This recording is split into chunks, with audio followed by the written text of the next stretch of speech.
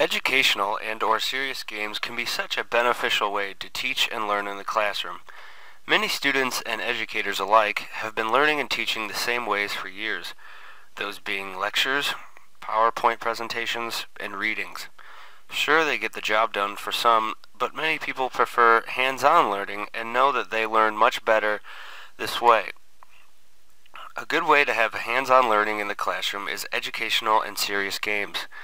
They can be for any subject that needs to be taught.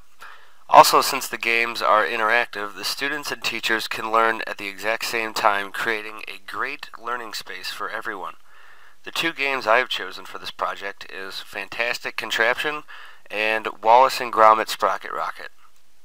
Both games teach physics along with fun gameplay that everyone would enjoy, myself included. Now let's take a look at the games I've chosen to elaborate on. The first game I have chosen is Fantastic Contraption. The object of Fantastic Contraption is to get the round pink ball to the pink square across the screen using different types of objects located on the top of your screen. The objects on the top screen include clockwise and counterclockwise rotating wheels, a connecting rod, and a tree branch. This game is great for physics class. This game could be used to show how and why objects move and how to get one object from one area to another. This game could also be used for a critical thinking unit for the class. In order to make an object move, you have to use critical thinking or an educated response to move on to the next level of the game. This game could get very competitive. In a good way.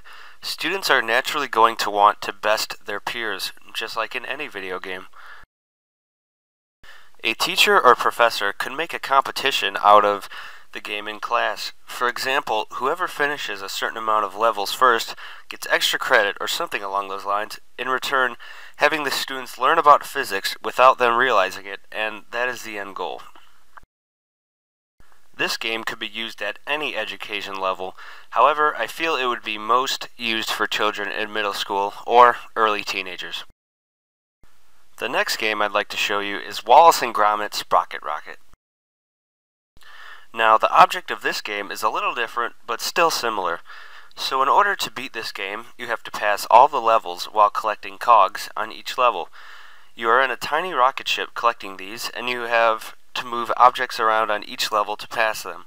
These objects include walls, barriers, and boxes.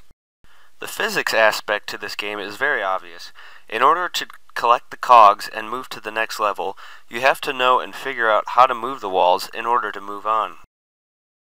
Another physics aspect would be moving the rocket ship in general. Just like in the previous game, Fantastic Contraption, there is a critical thinking aspect to the game as well.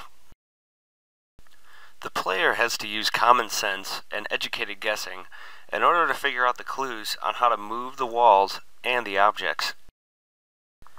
Also, just like Fantastic Contraption, there's a very high replay value, and the game could easily get competitive between peers, which again is a very good thing.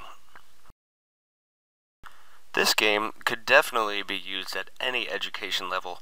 However, I feel it would be best utilized in an early middle school level or early teenager class. Both of these games stimulate learning and fun in the classroom. And lastly, these would be great for any physics teacher to use in order to help the lesson, proving that educational and serious games do in fact work. Thanks for watching.